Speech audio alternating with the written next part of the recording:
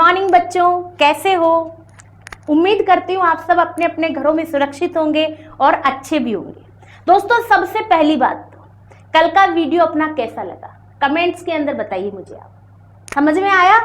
रानी पद्मिनी की जो कहानी हमने सुनी वीरांगना की, उम्मीद करती हूँ आपको बहुत अच्छे से समझ में आई होगी, और यदि समझ में आई है तो एक बार कमेंट्स करके मुझे बताएं। दूसरी चीज साथियों, साथ के साथ आप नोट्स भी बना रहे होंगे, और यदि नहीं बना रहे हैं तो बनाने हैं, क्योंकि जब भी ऑफलाइन क्लासेस चालू होगी आपकी मेरे से मुलाकात होगी, तब मैं आप लोगों के नोट चेक कर सकती हूँ। इसलिए बहुत ध्यान रखना है आपको। वो कहते हैं ना दोस्तों, आज फिर बादलों ने साजिश करी है, आज फिर बादलों ने साजिश करी है, जहां मेरा घर था वहीं पर बारिश करी है। यदि जिद है फलक को बिजलियां गिराने की, तो हमें भी जिद है वहीं पर अपना आसिया बसाने की। तो दोस्तों, हमें कोरोना को यदि जिद है कि लॉकडाउन लगा रहेगा, तो जय भारत ऑनलाइन क्लासेस को भी जिद है कि हमारे बच्चे घर पर बैठ करके बड़े ही आनंद से पढ़ाई करेंगे। ठीक है दोस्तों, तो कल देखो हमने क्या अध्ययन किया था। रावल रतन सिंह के बारे में अपन ने जो कुछ भी पढ़ा था दोस्तों, आज मैं आप लोगों को इसके बारे में डिटेल नोट्स लिखाने जा रही हूं। तो आज अपने को कॉपी पेन साथ में रखते हुए कंटिन्यू मेरे साथ लिखते हुए चलना है। ठीक है, तो सबसे पहली बात तो कल मैंने आपको सिर्फ बताया था कि किन किन ग्रंथों से हमें जानकारी मिली है। तो सबसे पहले तो रावल रतन सिंह का शासनकाल क्या है, 1301 से 1303। ठीक है, आप साथ के साथ लिखते चलेंगे। सबसे पहली बात, कौन सा ग्रंथ है? ग्रंथ है हमारे पास में एक पद्मावत। पहला ग्रंथ कौन सा है दोस्तों? पद्मावत ग्रंथ है।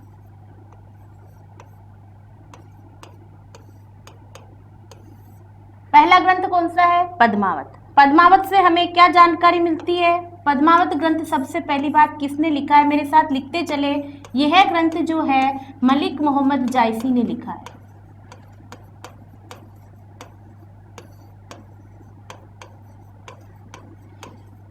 मलिक मोहम्मद जायसी ने लिखा है। यह शेरशाह सूरी के दीवान थे।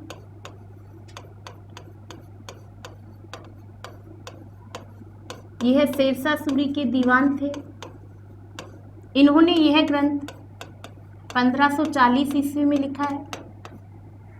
इस ग्रंथ से हमें क्या जानकारी मिलती है? इस ग्रंथ के अंदर जो युद्ध का कारण दिया गया है दोस्तों, इस ग्रंथ में युद्ध का कारण जो बताया गया है, इस ग्रंथ के अंदर युद्ध का कारण आपके रानी पद्मिनी की सुंदरता बताया गया है। लिखते चले मेरे साथ साथ।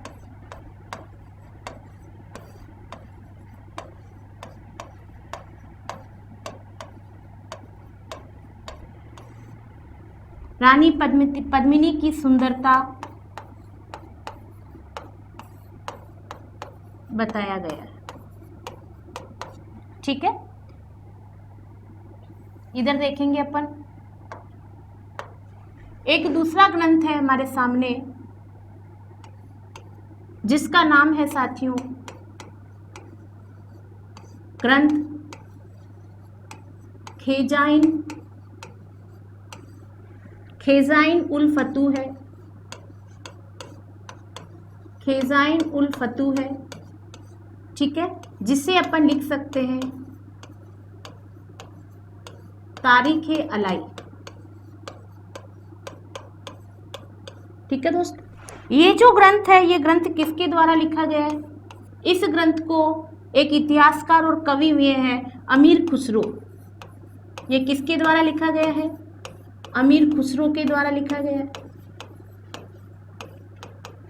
अमीर खुसरो अलाउद्दीन खिलजी के समय के, अलाउद्दीन खिलजी के इतिहासकार व कवि थे, ये भी लिख सकते हो आप। ये अलाउद्दीन खिलजी के साथ युद्ध में उपस्थित थे। अलाउद्दीन खिलजी के साथ युद्ध में उपस्थित थे। अलाउद्दीन खिलजी के साथ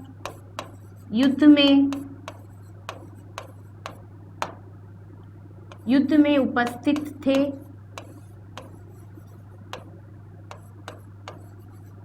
अमीर खुसरो प्रसिद्ध कवि और इतिहासकार रहे हैं। इन्होंने युद्ध का कारण क्या बताया दोस्तों? इन्होंने युद्ध का कारण अलाउद्दीन की साम्राज्यवादी नीति बताई है। अलाउद्दीन की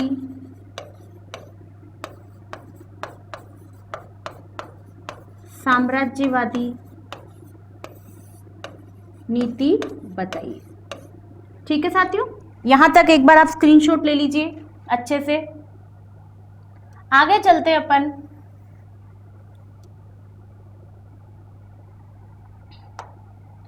आगे देखते हैं दोस्तों।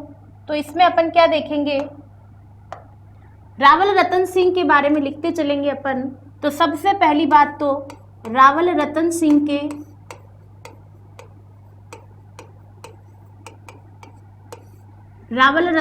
के दरबारी विद्वान, रावल रतन सिंह के दरबारी विद्वान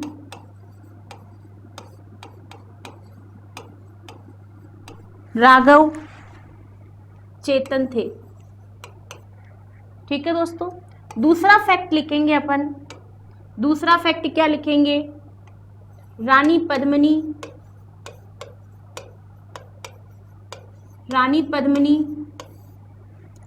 सिंहलदीप, जिसे अपन क्या बोलते हैं, श्रीलंका।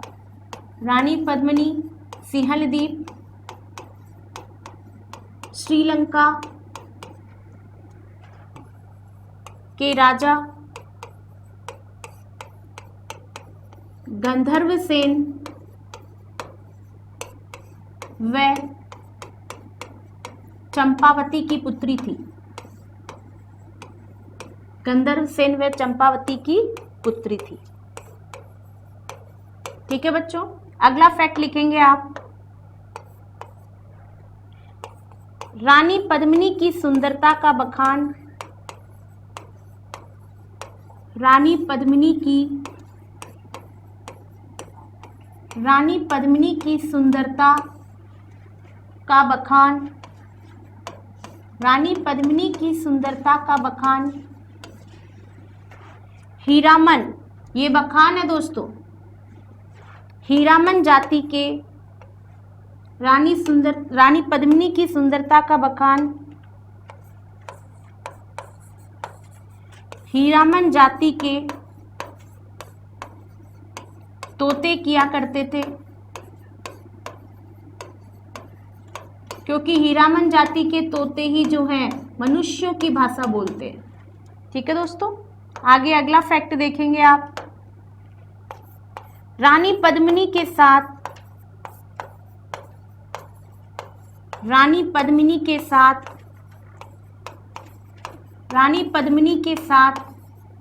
मेवाड़ में गोरा बादल,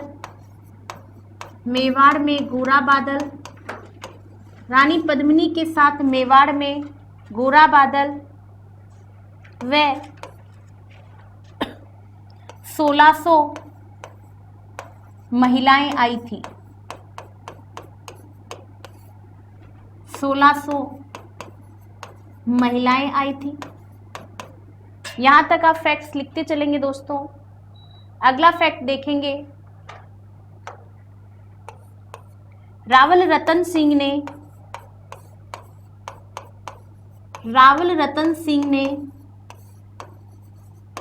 राघव चेतन को देश निकाला दिया।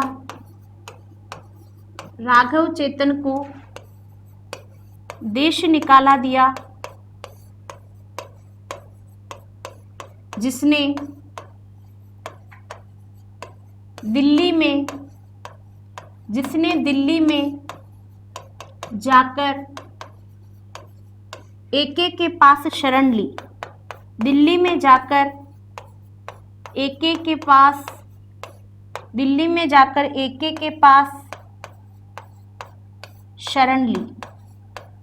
ठीक है दोस्तों, आगे देखेंगे अपन। ये सब बातें हम कल की कहानी में अच्छे से समझ चुके हैं। आज आपको सिर्फ नोट करना है दोस्तों। आप चाहे तो स्क्रीनशॉट भी ले सकते हैं ऐसे ही पढ़ने के लिए, और चाहे तो अच्छे से नोट भी कर सकते हैं। ठीक है, यहाँ तक अपन ने देख लिया। अब देखेंगे दोस्तों, इन ग्रंथों से हमें एक प्रसिद्ध युद्ध की जानकारी मिल रही है, वही रावल रतन सिंह के इतिहास के ऊपर आधारित है। तो आप हेडिंग डालेंगे इसके अंदर, रावल रतन सिंह व अलाउद्दीन के मध्य संघर्ष। नोट्स लिखते चलो मेरे साथ साथ। रावल रतन सिंह व एके के मध्य संघर्ष, एके के मध्य संघर्ष। ठीक है दोस्तों, रावल रतन सिंह व एके के मध्य संघर्ष। किस तरीके से होता है ये संघर्ष, हम लिखते चलेंगे मेरे साथ साथ। हम समझ चुके हैं ये संघर्ष कैसे हुआ था। रावल रतन सिंह, रावल रतन सिंह कहाँ पर है? मेवाड़ में। ऐसे का ऐसे लिखना आपको, ताकि आपको याद हो जाएगा। दिल्ली में एके, जिसे आप लिखेंगे अलाउद्दीन खिलजी,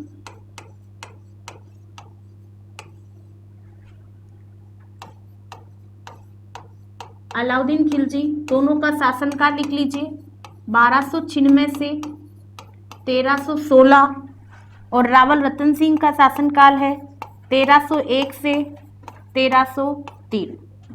ठीक है बच्चों, क्या होता है? अलाउद्दीन खिलजी चित्तौड़ दुर्ग पर आक्रमण करता है। कब आ रहा है? 28 जनवरी 1303 को रवाना होता है, आक्रमण करता है। इस आक्रमण के अंदर गोरा बादल, ऐसा का ऐसा ही लिखना है आपको, आपको दोबारा पढ़ना भी नहीं पड़ेगा। गोरा बादल सेनापति वीरगति को प्राप्त हुए, गोरा बादल सेनापति वीरगति को प्राप्त हुए।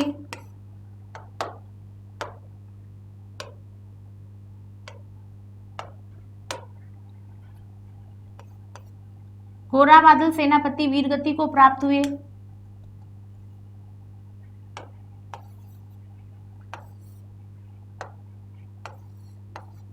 26 अगस्त 1303 को एके का चित्तौड़ दुर्ग पर अधिकार, चित्तौड़ दुर्ग पर अधिकार। इसमें एके की विजय हो जाती है और इसमें रतन सिंह पराजित हो जाते हैं। ठीक है, ये सब हम कुछ समझ भी चुके हैं और आप नोट भी कर चुके हैं। अब देखेंगे दोस्तों इस युद्ध के बाद में क्या होता है। रानी पद्मिनी ने, लिखते चलेंगे आप मेरे साथ, रानी पद्मिनी ने 1600 महिलाओं के साथ 1600 महिलाओं के साथ जोहर किया, 1600 महिलाओं के साथ जोहर किया। यह जोहर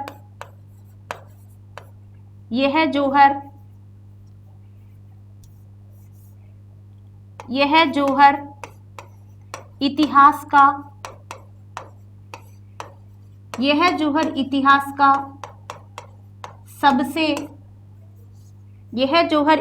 का सबसे बड़ा जोहर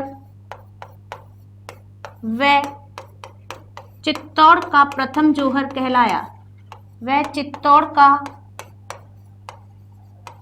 प्रथम जोहर कहलाया। दोस्तों जोहर क्या होता है उसके ऊपर अभी हम चर्चा करेंगे। कुछ शब्दों के ऊपर मैं अभी चर्चा करूंगी कि जोहर क्या होता है, केसरिया क्या होता है, महासती क्या होती है, आसती क्या होती है। इन सब चीजों के ऊपर हम बहुत ही जल्दी चर्चा करेंगे। दोस्तों इधर देखो, इधर तो आपको रावल रतन सिंह जी के बारे में जो जानकारी मिल रही थी वो हम लिख रहे हैं। इधर देखेंगे दोस्तों, एके ने चित्तौड़ दुर्ग पर अधिकार कर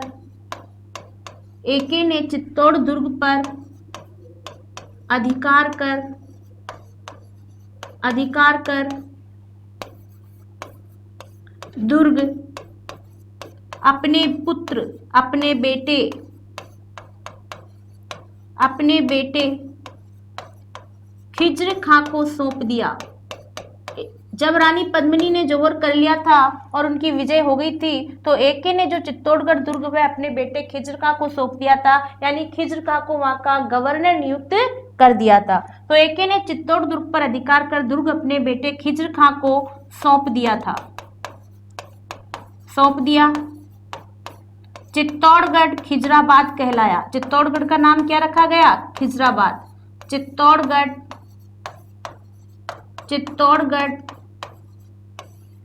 खिजराबाद कहलाया।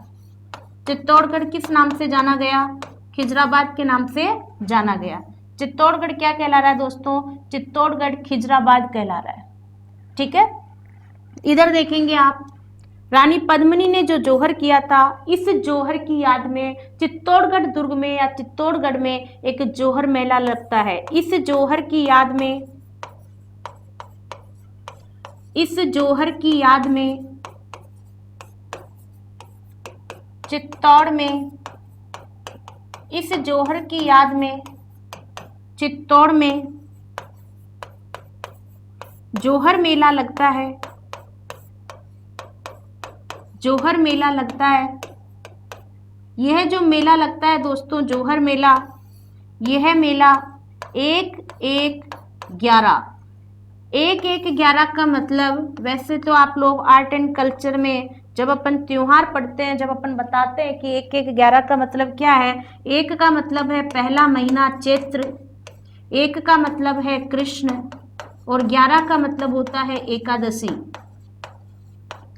तो चैत्र कृष्ण एकादशी के ऊपर चित्तौड़गढ़ में यह जौहर मेला भरता है। ठीक है दोस्तों, तो इस जौहर की याद में चित्तौड़गढ़ में क्या लगता है? जौहर मेला लगता है। यह जौहर चित्तौड़गढ़ का प्रथम जौहर कहलाता है। इधर देखते हैं, तो ये दुर्ग किस नाम से जाना जा रहा है? खिजराबाद के नाम से जाना जा रहा है। अमीर खुसरो के अनुसार, बहुत ही महत्वपूर्ण लाइन है दोस्तों, याद रखना, जब अलाउद्दीन खिलजी चित्तौड़गढ़ दुर्ग में विजय हो जाता है, लेकिन रानी पद्मिनी जब जौहर कर लेती है और वो पूरी तरीके से संतुष्ट नहीं हो पाता है इस युद्ध से, तब अमीर खुसरो के अनुसार, अमीर खुसरो का क्या कथन है कि अमीर खुसरो के अनुसार अलाउद्दीन खिलजी ने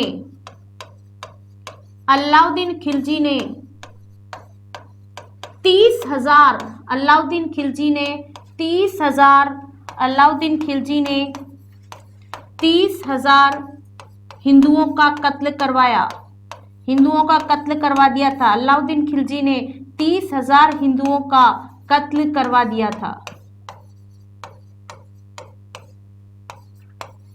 तो किस युद्ध के अंदर 30,000 हिंदुओं का कत्लेआम किया गया था? तो दोस्तों अलाउद्दीन खिलजी और रावल रतन सिंह के मध्य जो युद्ध हुआ था, उसके बाद में एके के आदेशानुसार चित्तौड़गढ़ के अंदर 30,000 हिंदुओं का कत्ल करवा दिया था। ये जानकारी हमें कौन दे रहे हैं? प्रसिद्ध इतिहासकार अमीर खुसरो दे रहे हैं। ठीक है बच्चों, तो ये जानकारी हमें यहाँ से मिलती है अलाउद्दीन खिलजी का चित्तौड़गढ़ के ऊपर अधिकार होने के बाद के अंदर। ठीक है बच्चों, आगे चलते अपन। तो ये जो युद्ध हुआ था, इस युद्ध के अनुसार जो पद्मावत ग्रंथ है, वह पद्मावत ग्रंथ जो हमें जानकारी दे रहा है, उस पद्मावत ग्रंथ के अनुसार हमें क्या जानकारी मिल रही है बच्चों? तो पद्मावत ग्रंथ में एक बहुत ही इंपॉर्टेंट चीज है जो आप नोट डाल करके लिख सकते हैं, ये एग्जाम के अंदर भी पूछी जा सकती है। ये जानकारी हमें हिंदी ग्रंथ अकेडमी की पुस्तकों से मिलती है बच्चों। बहुत ही अच्छी जानकारी है कि पद्मावत ग्रंथ में, लिखें आप मेरे साथ, पद्मावत ग्रंथ में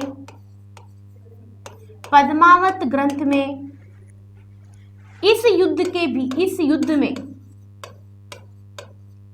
युद्ध में रावल रतन सिंह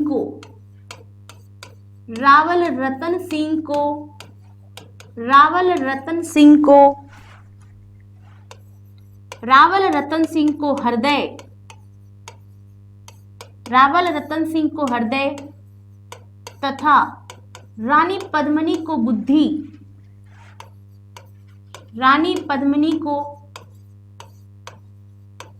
बुद्धि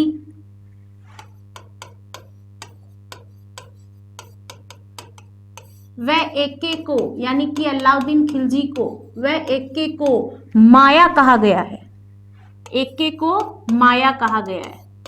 ये जानकारी हमें किस ग्रंथ से मिलती है बच्चों? तो आपको ध्यान रखना है, ये जानकारी हमें किस ग्रंथ से मिल रही है? पद्मावत ग्रंथ से मिल रही है।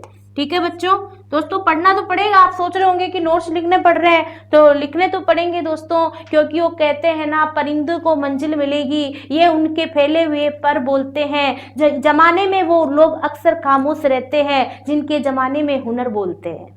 तो बच्चों पढ़ाई तो करनी पड़ेगी, हुनर रखना पड़ेगा हमें। ठीक है, तो दोस्तों रानी पद्मिनी को बुद्धि व एके को माया कहा गया है। रावल रतन सिंह को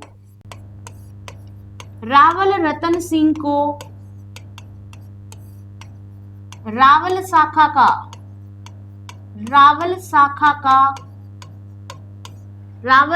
का अंतिम शासक बताया गया है। एग्जाम में यदि क्वेश्चन पूछा जाता है कि रावल शाखा का अंतिम शासक कौन कहलाया है, तो रावल रतन सिंह को रावल शाखा का अंतिम शासक बताया है। रावल शाखा का अंतिम शासक कौन था? रावल रतन सिंह। ठीक है बच्चों, आगे देखेंगे अपन। एक बहुत ही अच्छी बात है, लिखेंगे आप लोग, नोट डाल करके भी लिखेंगे या एरो लगाकर लिखते चलेंगे कि इस युद्ध में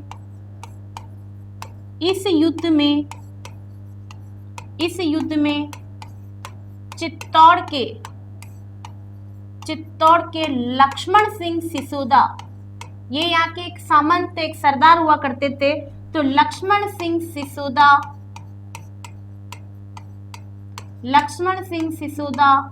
अपने 7 पुत्रों के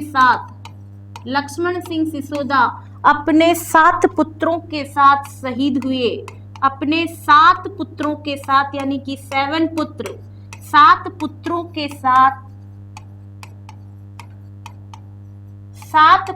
के साथ शहीद हुए।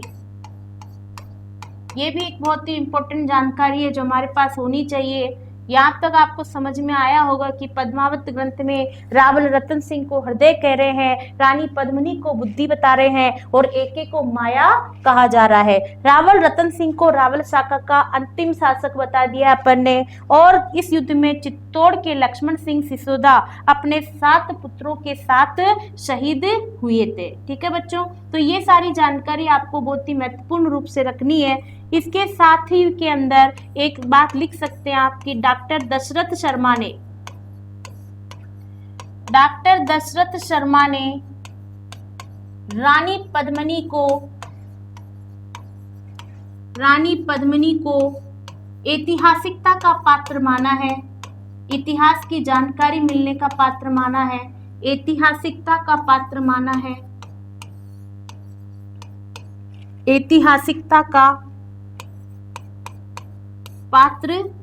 है। ठीक है बच्चों, तो ये सारी जानकारी होती है हमारे रावल रतन सिंह जी के बारे में। ठीक है, तो रावल रतन सिंह जी का इतिहास यहाँ तक संपूर्ण होता है, जिनके नोट्स हम लिख चुके हैं। एक बार आप देख सकते हैं सरसरी निगाहों से, चाहे तो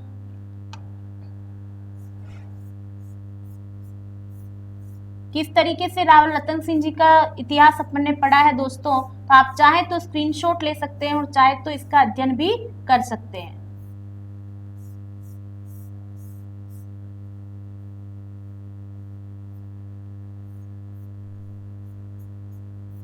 ठीक है, तो ये सारी जानकारी हम ले चुके हैं। आगे देखते हैं दोस्तों, तो अगले शासक आते हैं हमारे बीच के अंदर। अब देखो अपन ने क्या देखा कि चित्तौड़गढ़ दुर्ग के ऊपर एके के बेटे खिज्र का अधिकार हो गया है। तो आप अगली हेडिंग डालें खिज्र का मेवाड़ के वंशजों के शासक नहीं है, लेकिन आप आगे की शाखा के शासक नहीं बनते हैं, लेकिन खिज्र का चित्तौड़गढ़ दुर्ग पर कुछ समय तक राज करते हैं। तो उनके बारे में भी थोड़ी सी जानकारी अपन लेंगे कि वो कितने समय तक रहते हैं। तो दोस्तों आप लिखेंगे खिज्र का, अगली हेडिंग डालेंगे आप खिज्र का। ठीक है, यह खिज्र का कितने समय तक रहा दोस्तों? तो यह 1303 से 1313 तक चित्तौड़गढ़ दुर्ग में रहा। खिज्र का कितने समय तक चित्तौड़गढ़ दुर्ग में रहा दोस्तों? तो खिज्र का 1303 से लेकर 1313 तक चित्तौड़गढ़ दुर्ग में रहा। इन्हीं के नाम पर इन्हीं के नाम पर चित्तौड़गढ़ दुर्ग को इन्हीं के नाम पर चित्तौड़गढ़ दुर्ग को खिजराबाद कहा गया। इन्हीं के नाम पर चित्तौड़गढ़ दुर्ग को खिजराबाद कहा गया। ठीक है दोस्तों, 1313 तक खिज्र का रहा, लेकिन 1313 में खिज्र खां ने क्या किया? 1313 में खिज्र खां ने चित्तौड़ दुर्ग मालदेव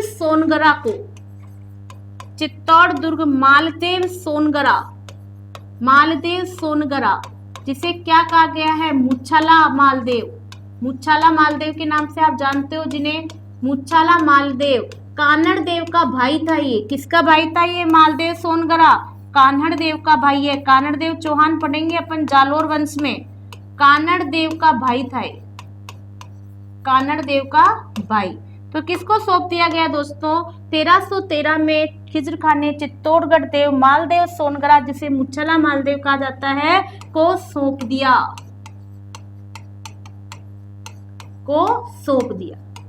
ये जो मुच्छला मालदेव है दोस्तों, ये कितने समय तक चित्तौड़गढ़ दुर्ग में रहा?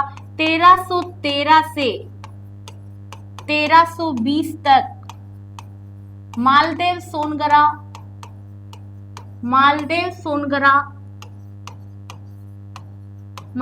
सोनगरा चित्तौड़ दुर्ग में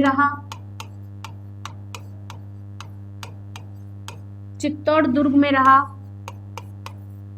मालदेव सोनगरा के बाद में चित्तौड़गढ़ दुर्ग किसको सौंप दिया गया? तो दोस्तों 1320 में मालदेव ने यह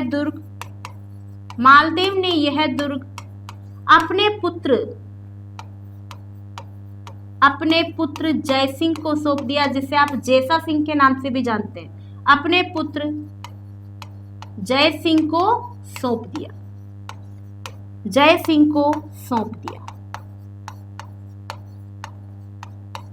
इसको अपन अभी बड़े अच्छे तरीके से समझेंगे। एक बार सुनो अच्छे से, आप देखो, सुनो और समझो मैं क्या कह रही हूँ। देखो कि चित्तौड़गढ़ दुर्ग के ऊपर जब अलाउद्दीन खिलजी का अधिकार हो गया था, तो अलाउद्दीन खिलजी के अधिकार के बाद में चित्तौड़गढ़ दुर्ग के अंदर इक्के का बेटा खिजरका आ गया। ठीक है, खिजरका को गवर्नर बना दिया। अब खिजरका जब चित्तौड़गढ़ दुर्ग में आया तो बच्चों कब आया? 1303 में आया। तो 1303 से लेकर 1313 तक तो खिजरका यहाँ का शासक रहा। जब वो काफी समय तक चित्तौड़गढ़ दुर्ग में शासक रह गया तो उसे दिल्ली की याद आई। तो दोस्तों उन्होंने क्या किया कि उसके संबंध मालदेव सोनगरा से काफी अच्छे थे। तो खिजरका ने जो मुच्छला मालदेव है, कान्हड़ देव चौहान का भाई है, उसको चित्तौड़गढ़ दुर्ग सौंप दिया 1313 में, और यहाँ से कहाँ चला गया? दिल्ली चला गया। अब चित्तौड़गढ़ दुर्ग पर किसका अधिकार हो गया? मुच्छला मालदेव का। अब मुच्छला मालदेव ने भी 1320 तक रहा। फिर अपने ही बेटे जय सिंह चौहान, जिसे जैसा सिंह चौहान भी बोलते, आगे आप इतिहास में इसका नाम जैसा सिंह चौहान भी पढ़ते हैं कई किताबों में, तो जैसा सिंह चौहान को ये दुर्ग सौंप करके यह भी जालोर चला जाता है। अब दोस्तों चित्तौड़गढ़ दुर्ग में किसका अधिकार है? जैसा सिंह चौहान का है। तो जैसा सिंह चौहान 1320 के अंदर यहाँ पर कौन आ गए हैं? जैसा सिंह चौहान का अधिकार हो जाता है। 1320 तक मालदेव सोनगरा चित्तौड़गढ़ दुर्ग में रहता है, और 1320 में मालदेव ने यह दुर्ग किसको सौंप दिया? अपने पुत्र जैसा सिंह चौहान को सौंप दिया। अब देखो, आपको मैं बड़े अच्छे से बता रही हूँ, लेकिन उसके पहले अपनी कॉपी के अंदर एक हेडिंग डाल दो, राणा हम्मीर। इसके बाद में किस तरीके से राणा हम्मीर का अधिकार होता है, जैसा सिंह चौहान के साथ क्या होता है, ये सब हम अभी बड़े अच्छे से देखेंगे। लेकिन उसके पहले अपनी नोटबुक में हेडिंग डाल दो, राणा हम्मीर, और अपन बड़े अच्छे से देखेंगे कि राणा हम्मीर कौन थे और किस तरीके से यहाँ पर पहुंचे थे। आप सोच रहे हो कि मैडम ने तो बीच में ही रोक दिया, जय सिंह चौहान को दुर्ग सौंप करके सीधा राणा हम्मीर। तो जय सिंह चौहान से लेकर राणा हम्मीर के बीच की यात्रा अभी आपके सामने आएगी। ठीक है, अगली हेडिंग डालो आप, राणा हम्मीर।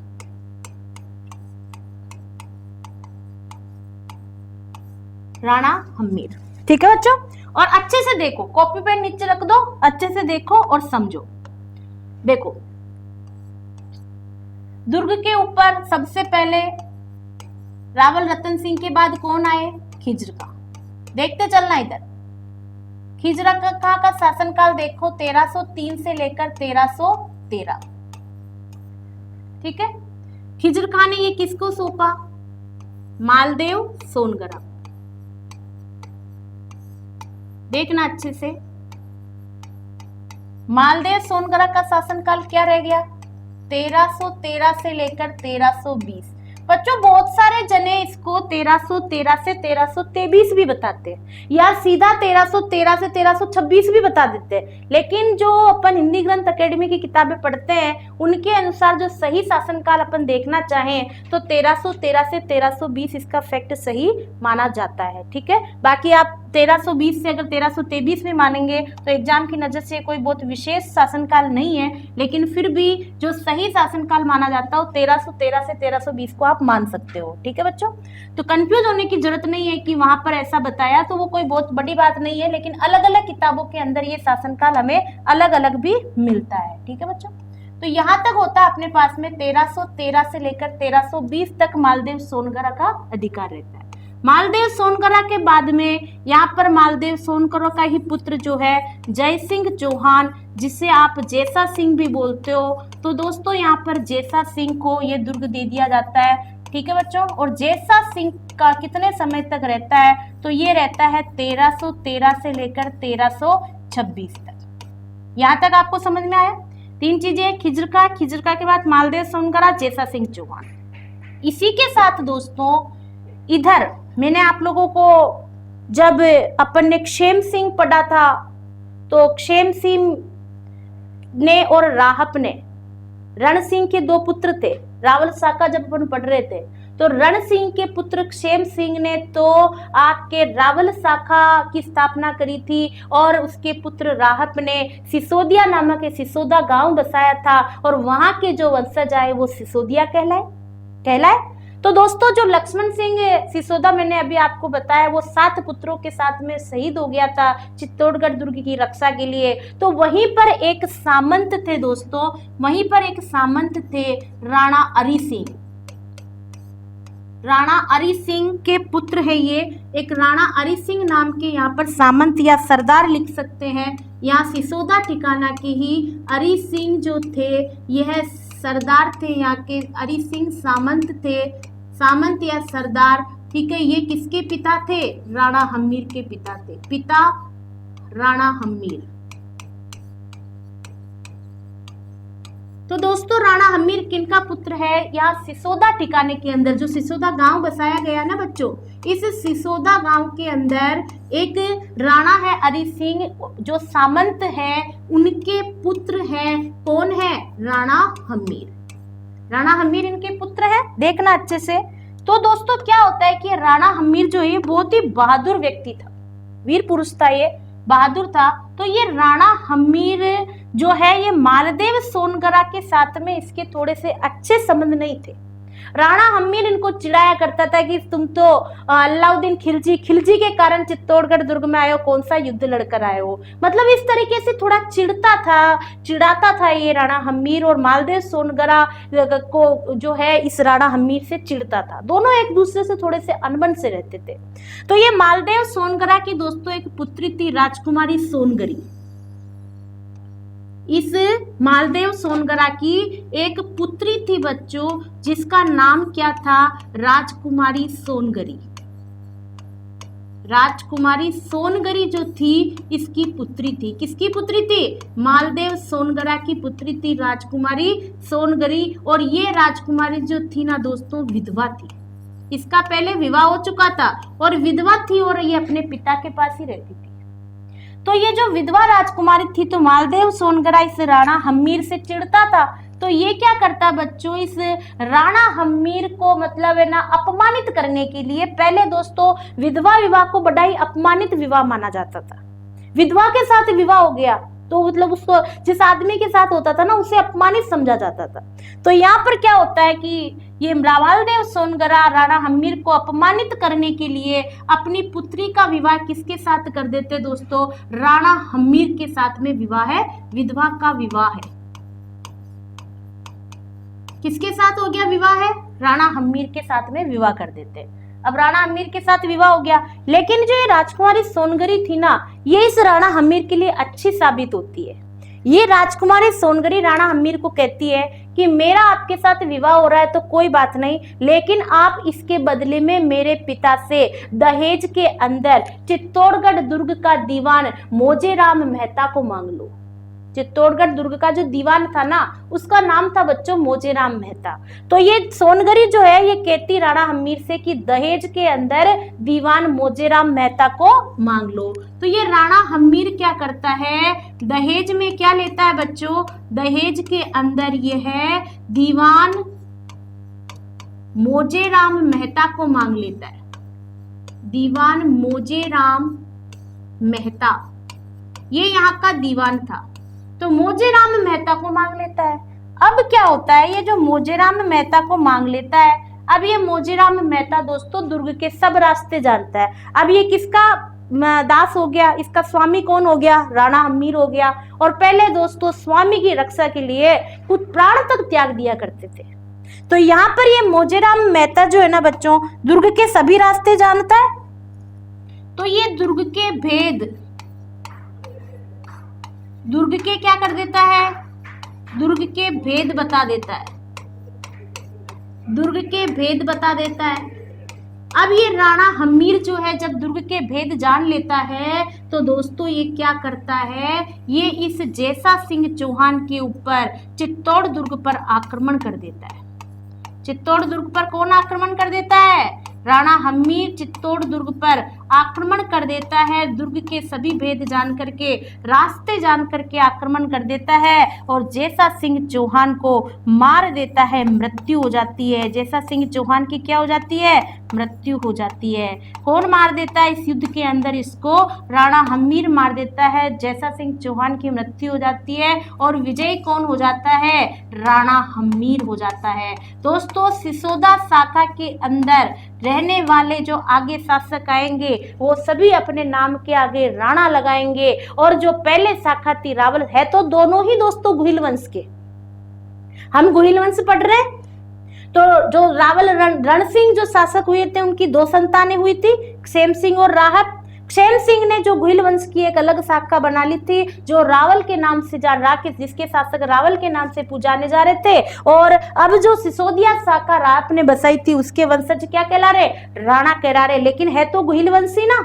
यानी अब वापस चित्तौड़गढ़ दुर्ग पर किसका अधिकार हो गया, गुहिल वंश का अधिकार हो गया है। तो दोस्तों राणा हम्मीर ने गुहिल वंश के ऊपर अधिकार कर लिया है और राणा हम्मीर का जो शासन काल है 1326 से लेकर 1364 ईस्वी तक आप इनका शासनकाल लिख सकते हो। तो अब दोस्तों राणा हम्मीर का अच्छे से आप इस डायग्राम का स्क्रीनशॉट ले सकते हैं। चाहो तो मैं एक बार वापस बता देती हूँ कि जब जैसा सिंह चौहान चित्तौड़गढ़ दुर्ग के अंदर था उस समय राणा हम्मीर के साथ में मालदेव सोनगरा ने अपनी पुत्री का विवाह करवाया था।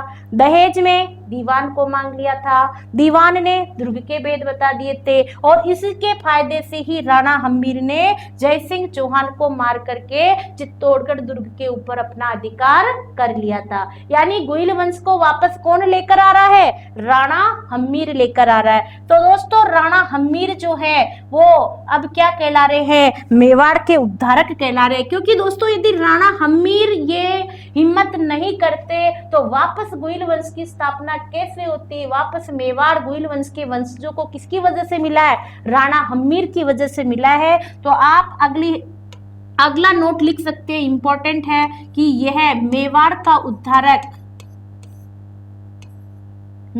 उद्धारक किसे कहा गया है, राणा हम्मीर को मेवाड़ का उद्धारक कहा गया है। राणा हम्मीर को मेवाड़ का उद्धारक कहा गया है। बच्चों ये एग्जाम में पूछा जाता है, मेवाड़ का उद्धारक किसको कहा गया है, तो राणा हम्मीर को मेवाड़ का उद्धारक कहा गया है। बहुत इंपॉर्टेंट चीज बच्चों आगे देखो कि राणा शाखा या राणा सत्ता, राणा शाखा नहीं है, दोनों शब्द अलग अलग है, ध्यान रखना। राणा सत्ता या सिसोदिया सत्ता, राणा सत्ता या सिसोदिया सत्ता का संस्थापक या वास्तविक संस्थापक, दोनों ही चीजें लिख सकते हो आप, एक ही है। का संस्थापक कौन है दोस्तों? तो इसका संस्थापक है हम्मीर राणा। हम्मीर राणा। मैंने क्या लाइन लिखी है सुनना अच्छे से, राणा सत्ता व सिसोदिया सत्ता का संस्थापक। अगली लाइन देखना, राणा शाखा, राणा शाखा व सिसोदिया शाखा, सिसोदिया शाखा का संस्थापक कौन है? का संस्थापक, तो दोस्तों इसमें आपको बताना है राहब। संस्थापक कौन है? राहब। क्या लिखा मैंने? राणा सत्ता और सिसोदिया सत्ता। अपन नहीं कहते कांग्रेस की सत्ता आ गई, मतलब जहां से उनका शासनकाल प्रारंभ हुआ। तो दोस्तों पहले शाखा तो बट गई थी, सिसोदा गांव में राहब के वंशज रह रहे थे, यानी शाखा तो प्रारंभ हो गई है, लेकिन शाखा का राज कब आया है? राज हम्मीर राणा के समय आया है। तो दोस्तों यदि सवाल आता है कि राणा सत्ता और सिसोदिया सत्ता का संस्थापक कौन है, तो आपको हम्मीर राणा बताना है। और यदि सवाल आता है कि राणा शाखा और सिसोदिया शाखा का संस्थापक कौन है, तो आपको राहब बताना है। दोनों ही चीजों में थोड़ा सा फर्क है, लेकिन आंसर अलग अलग है, तो गोला भी अलग अलग ही भरना पड़ेगा। नहीं पढ़ना पड़ेगा? पढ़ना पड़ेगा, है ना? चलो ठीक है दोस्तों, तो राणा हम्मीर के बारे में हम और भी अध्ययन करेंगे, लेकिन तब तक आप मेरे से जुड़े रहिए। बाकी के शासकों के बारे में, राणा हम्मीर के बारे में बहुत सारी जानकारी हम आगे लेंगे। इन्हें बहुत सारी इतिहास में उपाधियां दी गई है। विषम घाटी पंचानन कहा गया, यानी विषम परिस्थितियों में भी ये शेर के समान युद्ध करने को तैयार रहते थे।